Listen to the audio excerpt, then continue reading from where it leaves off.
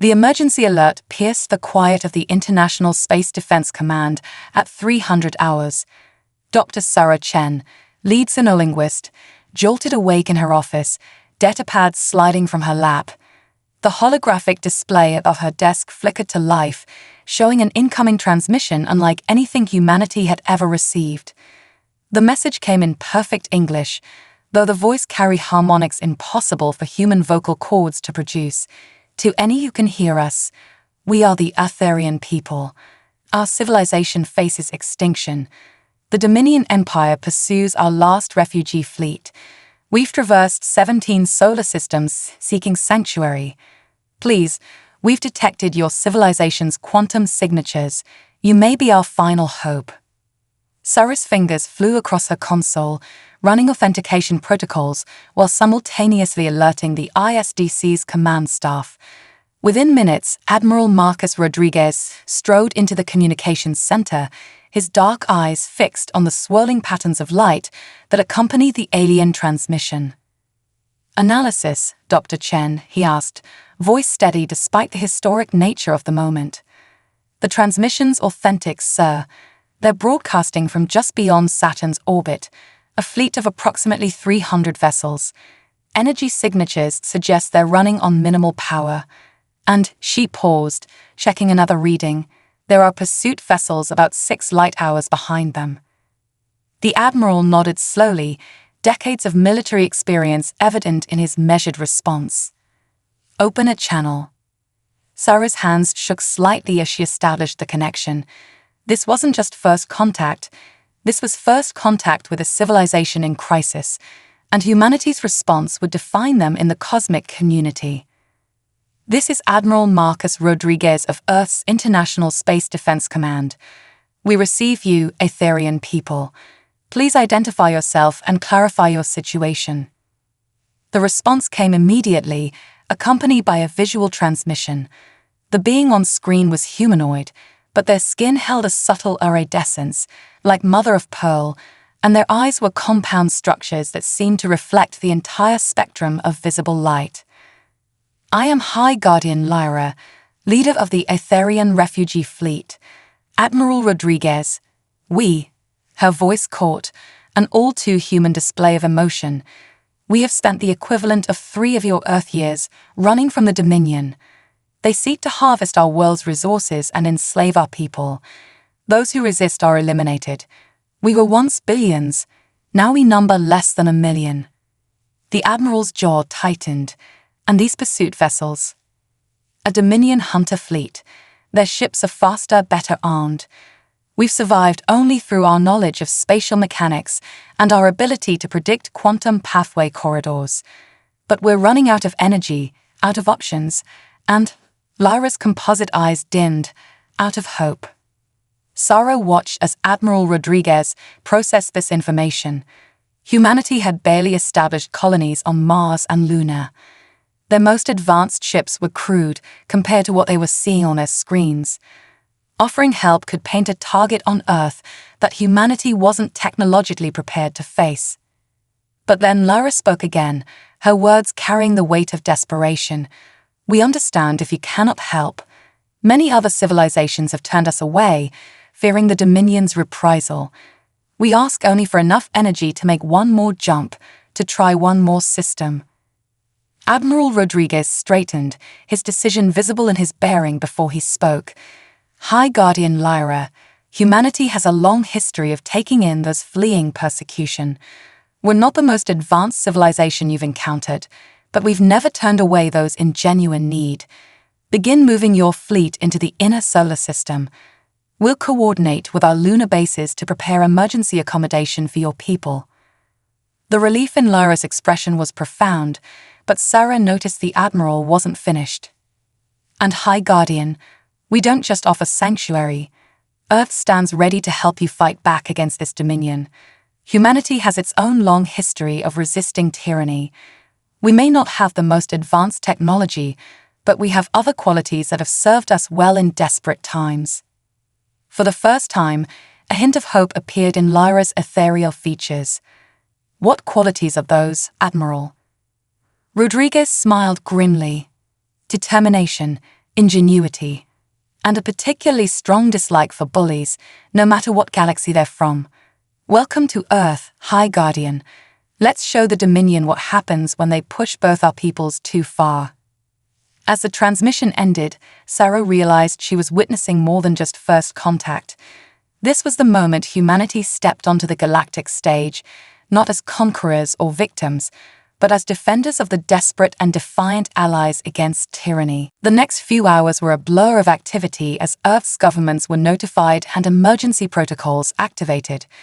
As Sarah helped coordinate communication between the approaching Etherian fleet and Earth's various space installations, she couldn't help but think that humanity's first step into galactic politics was perfectly in character. They'd basically looked at the biggest bully in space and decided to pick a fight. The Etherian ships began taking up positions in Earth orbit, their elegant designs contrasting sharply with the utilitarian human satellites and stations. Each vessel carried thousands of refugees, families who had fled their homes with nothing but hope for survival. As Sarah worked through the night, helping coordinate their arrival, she knew that tomorrow would bring hard questions and harder decisions. But for now, humanity had made its choice. They would stand with the Etherians, whatever the cost. And perhaps, just perhaps, that choice would reshape the galaxy in ways the Dominion Empire never saw coming. The United Nations Security Council chamber had never been so crowded. 3 days after the Etherian arrival, representatives from every nation sat shoulder to shoulder with military leaders and scientific advisors. At the center of the room, High Guardian Lyra's holographic form shimmered as she shared tactical data about the approaching Dominion fleet.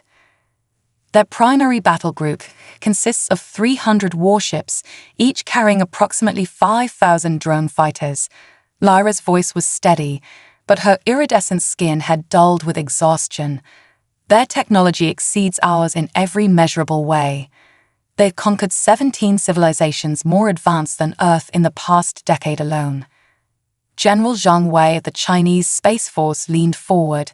And yet you believe we can fight them, with our primitive ships and weapons. Lyra's compound eyes shifted, reflecting fragments of light across the chamber. What you call primitive, we call unexpected. The Dominion relies on quantum phase weapons, gravitational distortion fields, and neural disruption arrays. But your projectile weapons, your nuclear devices, your simple radio communications, these are technologies they've dismissed as obsolete.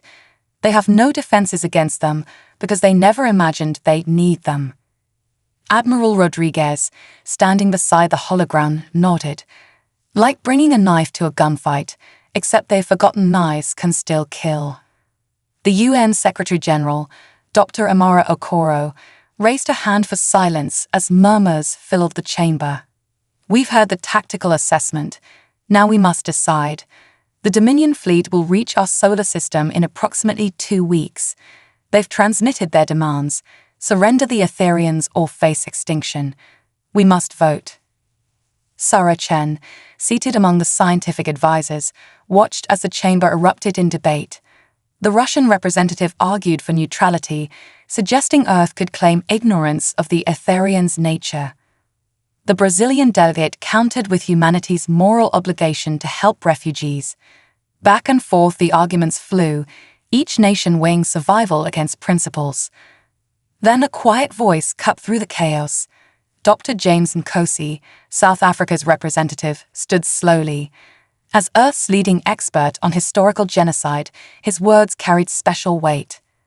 Throughout human history, he began, there have been moments when civilizations faced a choice between safety and moral courage, between looking away or standing up. We are not the most powerful species in this room. We cannot match the Dominion's technology, but we have something they don't understand, something they can't quantify. He walked to the center of the chamber, standing beside Lyra's hologram. We have the memory of every time we failed to stop tyranny and the burning shame of those failures. We have the legacy of every time we did stand up, against all odds, and change the course of history. The Dominion thinks they're forcing us to choose between survival and principle. They're wrong. They're forcing us to choose who we are.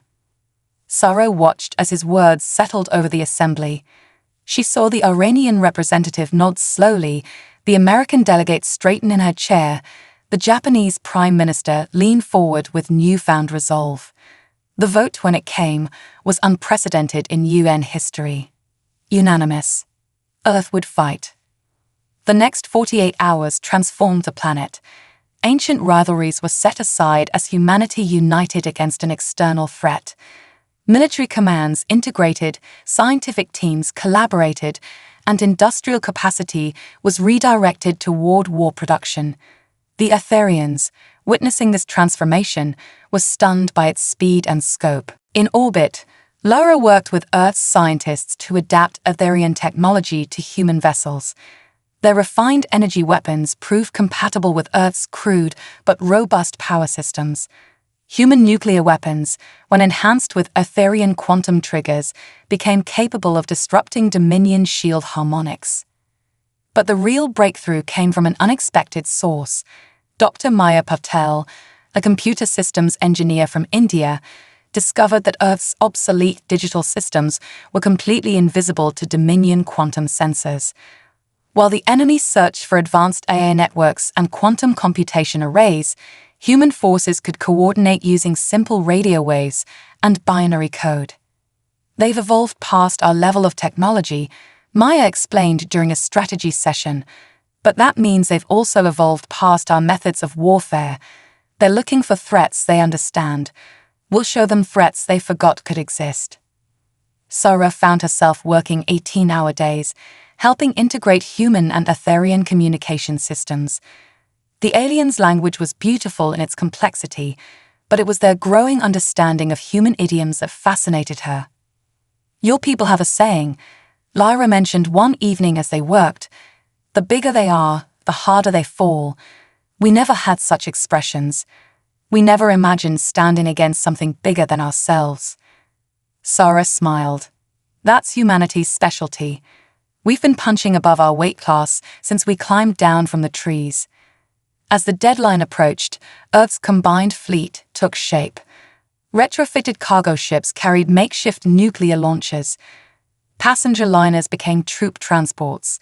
Space stations were transformed into fortresses. It wasn't pretty, it wasn't advanced, but it was uniquely human, adaptable, resourceful, and defiant. 14 days after the vote, deep space sensors detected the Dominion fleet entering the Kuiper Belt.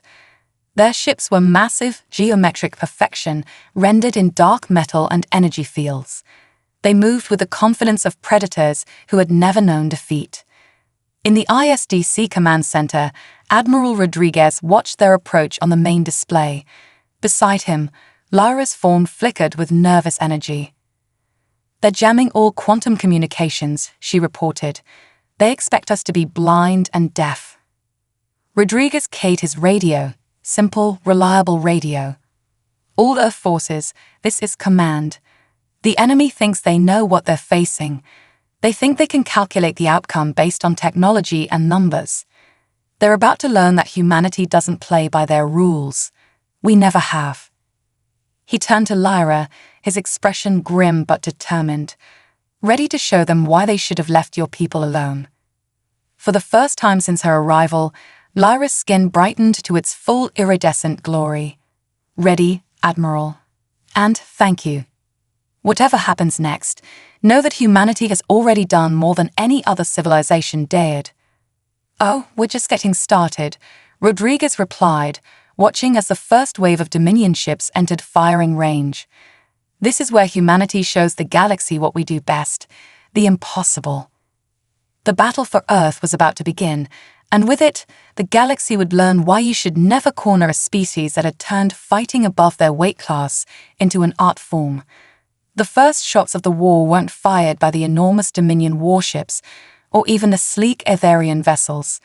Instead, they came from a converted mining ship named Copernicus, crewed by 38 Australian miners who had refused to evacuate their post on the outer rim of the solar system. "Those fancy shields of theirs," Captain Emma Wright's voice crackled over the radio. "They don't register simple kinetic impacts, sending them a present from the asteroid belt." The Copernicus mining lasers, designed to cut through rock, had spent the last week carving up a small asteroid into thousands of projectiles. Now, as the Dominion fleet passed through their sector, the miners released their trap. Chunks of space rock, accelerated to incredible speeds by gravity assists and makeshift mass drivers, slammed into the lead vessels of the Dominion fleet. The results exceeded all expectations. 3 Dominion ships, their shields tuned to stop energy weapons and quantum attacks, were torn apart by what amounted to cosmic buckshot. The rest of the fleet scattered, their perfect formation broken by this primitive but effective assault. In the ISDC command center, Admiral Rodriguez allowed himself a small smile. Phase 1 complete. Begin Operation Starbridge. The operation, named by a junior officer who'd read too many science fiction novels, was anything but fictional in its execution. While the Dominion fleet regrouped, hundreds of small human vessels emerged from hiding spots throughout the solar system. These weren't warships, they were everything from research vessels to space tugs, each retrofitted with Arthurian technology and crewed by volunteers. Remember, Rodriguez broadcast to the fleet, "We're not trying to match them ship for ship. We're fighting a guerrilla war in space. Hit and fade. Use the terrain, make them chase shadows." The human fleet demonstrated exactly what their admiral meant. Ships darted between asteroid fields, using the debris as cover. Others skimmed close to planetary atmospheres, using gravity wells to slingshot themselves at impossible angles. The Dominion's advanced targeting systems, designed to track logical flight patterns, struggled to predict the seemingly chaotic movements of human pilots. On the command carrier Humanity's Hope, Sarah Chen monitored communications between human and Arthurian crews. The aliens had been skeptical of human tactics at first, but now she heard genuine amazement in their voices as they watched their allies at work. They're using Jupiter's magnetic field to mask their approach, an Aetherian captain marveled. Such a simple solution, we would never have thought of it. The Dominion's response was predictable. They launched their drone fighters by the thousands. These automated weapons platforms were the pride of their fleet, guided by quantum AI that could outthink any organic pilot. But humanity had prepared for this too. Maya Patel's voice came over the command channel, initiating Operation Blackout.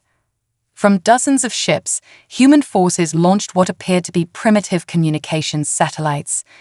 The Dominion ignored them, their sensors dismissing the devices as irrelevant. That was their second major mistake.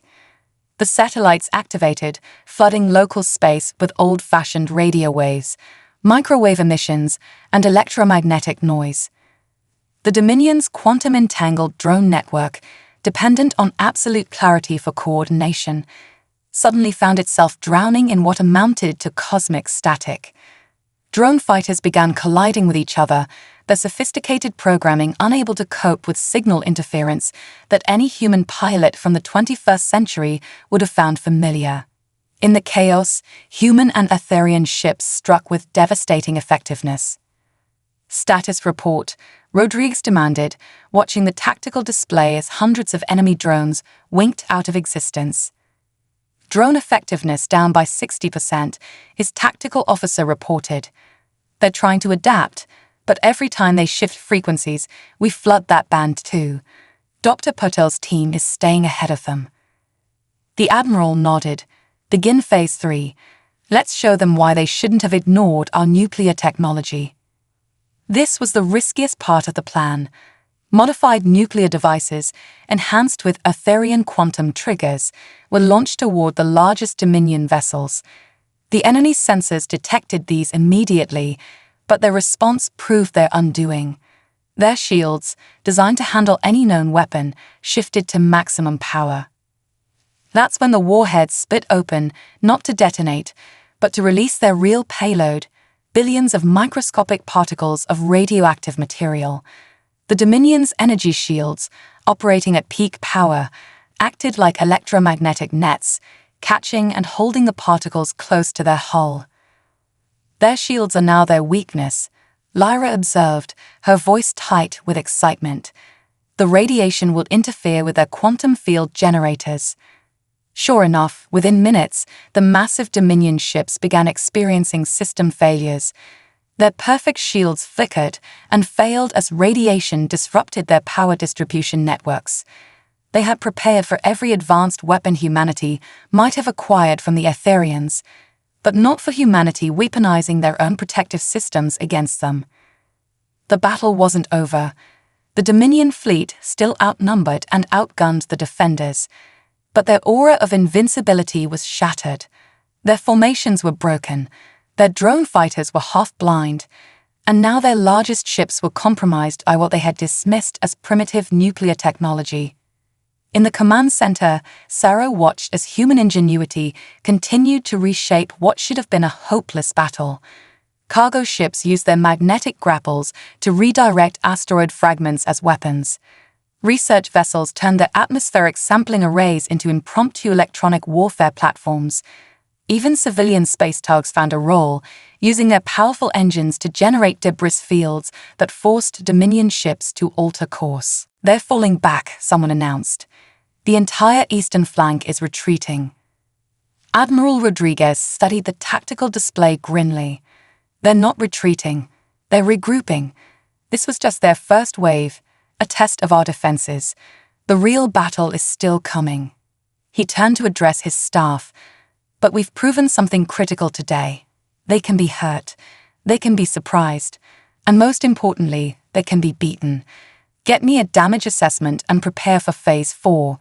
If they want to regroup, we'll give them something new to think about." As the command center erupted into activity, Sarah caught Lyra staring at the tactical display with an unreadable expression. "Something wrong?" she asked the Etherian leader. "No," Lyra replied softly. "Something right. For the first time since the Dominion began their expansion, someone has fought them to a standstill. Not with superior technology, but with," she paused, searching for the right word. "Audacity," Sarah supplied. "It's a very human trait." "Yes," Lyra agreed, her skin shimmering with renewed hope. "Audacity. Perhaps that's what the galaxy has been waiting for." Outside the viewports, the debris of battle reflected sunlight like new stars being born. The Dominion had started this fight expecting to face a primitive species defending some alien refugees. Instead, they had awakened humanity's most powerful instinct, the drive to protect others, no matter the cost. The real battle was indeed coming, but now the Dominion would face it with doubt in their minds. They had expected an easy victory over primitive humans. They had received a harsh lesson instead. Never underestimate a species that had spent its entire history learning to fight outside its weight class. The war for Earth's solar system was just beginning, and humanity was just getting started. The Dominion's main fleet arrived 3 days later, a vast armada of over 1,000 ships that filled the long-range sensors with their signatures. This wasn't just a punitive force anymore, it was an extinction fleet. The kind that had ended civilizations across 17 star systems. In the war room deep beneath Geneva, Earth's combined military command watched the approaching force with grim determination. The holograms showed the enemy fleet's formation, a massive sphere of warships protecting what Lyra had identified as their command vessel, a behemoth of dark metal and crackling energy fields larger than anything humanity had ever built. "They're adapting to our tactics," General Zhang Wei noted, pointing to the fleet's defensive screen. "Their shields are operating on rotating frequencies. The radiation trick won't work twice." Admiral Rodriguez nodded. "They've also switched their drone fighters to autonomous mode. No more network to disrupt." He turned to Maya Patel, who hadn't slept in 36 hours. "Tell me you have something." The engineer's tired face broke into a subtle smile. "We've been studying their quantum communication protocols. They're not just transmitting orders, they're sharing energy. Their entire fleet operates as a single organism, redistributing power to wherever it's needed most." She paused, letting the implications sink in. "It's incredibly efficient. And incredibly vulnerable," Rodriguez finished. "If we can disrupt that power distribution, The whole system crashes, Maya confirmed. But we'd need to hit their command ship directly. And after our last battle, they'll be expecting anything we throw at them. That's when Sarah Chen, who had been quietly analyzing Etherian historical records, spoke up. Maybe that's our advantage. They're expecting us to be clever, to use tricks and unconventional tactics. So let's do exactly what they don't expect. Let's be simple. Brutally, directly simple. The plan that emerged over the next few hours was exactly that. Simple in concept, nearly impossible in execution. But as Lyra observed, impossible was humanity's specialty. The Dominion fleet entered the inner solar system 20 hours later, their formation perfect, their defenses ready for any human deception. What they saw instead was Earth's combined fleet, human and Etherian vessels lined up in traditional battle formation, preparing for what appeared to be a conventional engagement. They'll think we've run out of tricks, Rodriguez transmitted to the fleet. That we're desperate. Let them think that. All ships execute Operation Thunderbolt on my mark. The two fleets approached each other near the orbit of Mars, energy weapons and kinetic artillery blazing across the void. The Dominion's superior technology began to tell immediately. Dozens of Earth's ships were vaporized in the opening salvos, but they maintained formation, pressing forward despite devastating losses. They're concentrating their fire on our center, Lyra reported, her hologram flickering with concern in the command center. Exactly as we hoped. Rodriguez watched the tactical display grimly. They were losing ships at an unsustainable rate, but the Dominion's attention was fixed on what they thought was humanity's main assault. They didn't notice the seemingly disabled vessels drifting in their wake, or the debris that seemed to be floating just a little too purposefully. Now, Rodriguez ordered. Across the battlefield, humanity revealed its final gambit. The disabled ships and debris were actually specially modified vessels, their power signatures masked to appear inactive. While the main fleet engaged the Dominion head-on, these ships had been quietly moving into position, using the chaos of battle as cover. But the real surprise came from what these ships carried, not weapons, people. Specifically, teams of space construction workers and deep space miners, experts at EVA operations and cutting through hull plating. As the Dominion fleet focused on the main battle, these teams attached themselves to the outer hull of their massive command ship. Using nothing more sophisticated than industrial cutting tools and shaped charges, they began breaching the hull at carefully calculated points. "This is breaching Team Alpha," a voice crackled over the command channel. "We're in." Their internal security never considered the possibility of a physical infiltration. They don't even have internal bulkheads. The Dominion's fatal flaw was revealed. Their technology was so advanced, so dependent on energy shields and quantum fields, that they had neglected basic physical security. They had no defense against humans with plasma cutters and explosive charges simply cutting their way inside. Maya's voice, tense with concentration. "Breaching teams, upload the virus now." The virus wasn't some sophisticated AI or quantum code. It was a simple program, written in basic machine language, designed to do one thing: initiate an emergency shutdown of the command ship's power distribution system. The Dominion's quantum computers, watching for advanced cyber attacks, never detected the primitive code infiltrating their systems. The effect was instantaneous and catastrophic. The command ship's power grid crashed, taking with it the quantum network that coordinated the entire Dominion fleet. Ships that had been sharing energy suddenly found themselves running on emergency power. Coordinated shield harmonics collapsed. Weapon systems defaulted to local control. "All ships, execute attack pattern Sierra," Rodriguez ordered. "Hit them while they're blind." The human fleet's formation dissolved into controlled chaos. Vessels that had seemed hopelessly outmatched now struck at enemies, temporarily stripped of their technological advantages. Etherian ships, their crews fighting with renewed vigor, targeted the weak points they had learned over years of running from the Dominion. On the command ship's bridge, the breaching teams engaged in close-quarter combat with Dominion security forces. The aliens, used to fighting with advanced energy weapons, found themselves facing humans armed with shotguns and flashbangs, weapons that worked perfectly fine in the confined spaces of a spacecraft. Bridge secured, the team leader reported. "You're not going to believe this, Admiral." Their command staff, they surrendered as soon as their weapons stopped working. They've never had to fight without their technology. The battle wasn't over, but its outcome was no longer in doubt. Without central coordination, the Dominion fleet was just a collection of powerful but isolated ships. Some continued fighting, some attempted to retreat, and others, seeing their command vessel captured, began signaling their surrender. In the Geneva Command Center, Sarah watched as the impossible became reality. Humanity, using nothing more sophisticated than construction tools, simple code, and pure audacity, had defeated the most powerful fleet in known space. Laura's hologram showed her literally glowing with emotion. "In all our years of running, of searching for help, we never imagined. We thought we needed someone more powerful than the Dominion to save us. Instead, we found humans." Admiral Rodriguez allowed himself a small smile. Sometimes the most advanced solution isn't the best one. Humanity learned that lesson a long time ago. We've spent our entire history turning disadvantages into advantages, finding ways to defeat superior forces.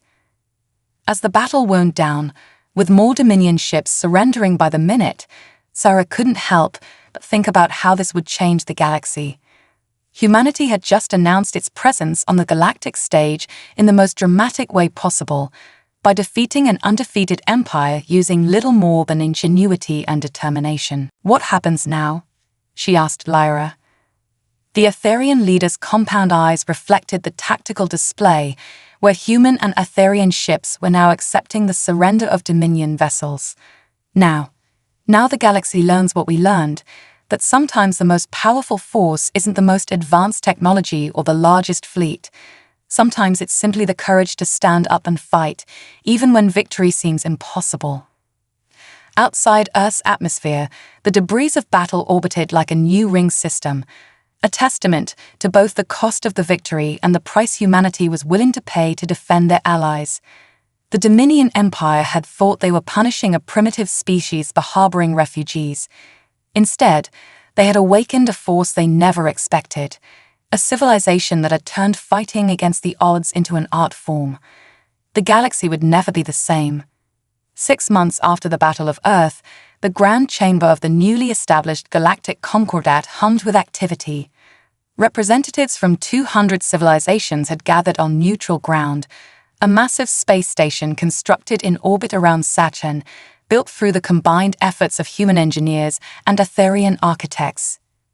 Sarah Chen stood at the observation deck, watching the steady stream of ships arriving through the quantum gates. Species that had hidden from the Dominion for centuries were emerging, drawn by news of the Empire's defeat. But more than that, they were drawn by stories of the humans who had accomplished the impossible. Still hard to believe, isn't it? Admiral Rodriguez joined her at the window, his uniform now bearing the insignia of the combined Earth-Etherian Defense Force. "A year ago, we thought we were alone in the universe. Now we're hosting the largest diplomatic gathering in known galactic history." Sarah nodded, watching as a crystalline vessel from the Meridian Collective took up its assigned orbital position. "They're not just here for diplomacy. They want to understand how we did it, how a primitive species managed to defeat the undefeatable." The answer to that question had become clear in the months following the Dominion's surrender. As their databases were decrypted and their officers interrogated, a pattern emerged. The Empire had become so dependent on their advanced technology that they had forgotten the fundamental principles of warfare, adaptation, and survival. Maya Patel's analysis team had found that the Dominion hadn't developed any truly new technology in over a century. They had simply refined their existing systems, making them more powerful, but also more rigid. They had dismissed as irrelevant any technology that didn't fit their quantum-based paradigm. In the chamber below, High Guardian Lyra was addressing the assembled representatives. Her form, no longer projected as a hologram but present in person, shimmered with emotion as she spoke. The Dominion's greatest weakness wasn't tactical or technological. Her voice carried through the station's communications system. It was philosophical. They believed that advancement only moved in one direction, toward more sophisticated technology. They forgot that true advancement means maintaining the wisdom of the past while embracing the possibilities of the future. She gestured to the human delegation. Our human allies taught us that lesson. When we fled to their world, we thought we were seeking shelter with a primitive species. Instead, we found a civilization that had retained what many of us had lost: the ability to think beyond conventional boundaries, to combine the simple with the sophisticated, to value courage and creativity over pure technological might. The impact of humanity's victory had rippled across the galaxy. The remaining Dominion forces, cut off from their central command, had largely surrendered to local authorities. Worlds that had lived under their shadow for generations were reclaiming their independence. But more than that, the galaxy's power structure was fundamentally shifting. In the months since the battle, dozens of civilizations had approached Earth seeking not just alliances, but guidance. They wanted to learn what humans called lateral thinking, the ability to solve problems by approaching them from unexpected angles. Earth's universities were flooded with alien students eager to study human history, particularly humanity's countless examples of overcoming seemingly insurmountable odds. The Galactic Defense Academy is almost ready, Rodriguez mentioned, nodding toward the massive structure taking shape near Jupiter's orbit. First class starts in 3 months. We've got applicants from 97 different species. Sarah smiled. The Academy had been her idea, a place where humanity could share not just their tactical knowledge, but their fundamental approach to problem-solving. How many instructors did we get from the Copernicus crew? All of them, Rodriguez chuckled. Those miners who started the battle with asteroids. They're teaching a course called Unconventional Warfare Using Local Resources. It's the most oversubscribed class in the Academy. Below them, the chamber had moved on to discussing the formation of a mutual defense pact. The fear that had kept civilizations isolated under Dominion rule was being replaced by a new understanding. That strength came not from hiding, but from standing together. Dr. Maya Patel, now heading the Combined Sciences Division, took the podium. We've begun integrating human-computer systems with quantum networks, she announced. Initial tests show we can create hybrid systems that are both more powerful and more resilient than either technology alone. This is just the beginning of what we can achieve by combining different technological approaches. The implications went far beyond military applications.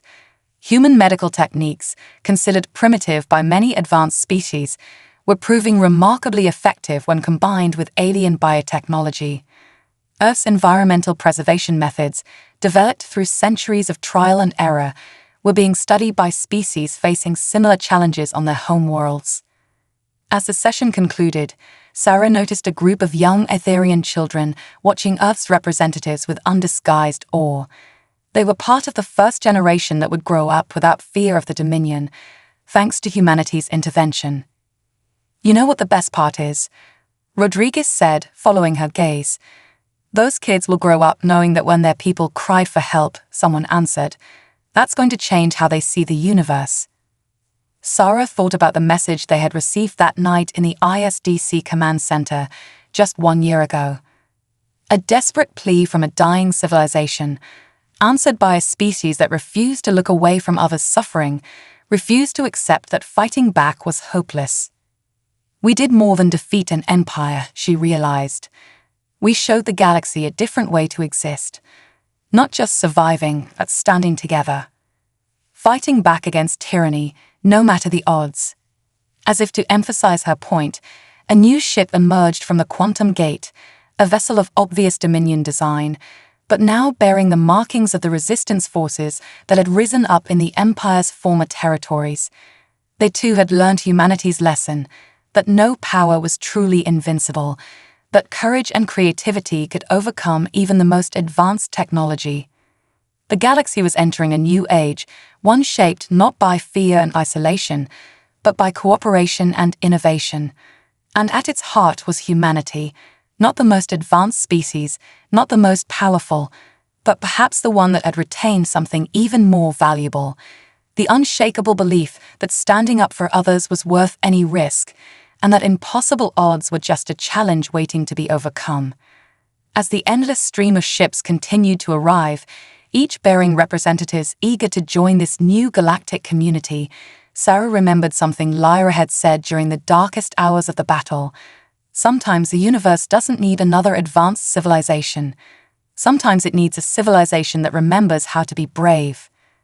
Humanity had answered a cry for help, and in doing so, they had changed the course of galactic history, not through superior technology or overwhelming force, but through the simple, unshakable determination to do what was right, no matter the cost. The stars above Earth now shone with new possibility, and humanity was ready to help forge a galaxy where no civilization would ever have to stand alone against tyranny again.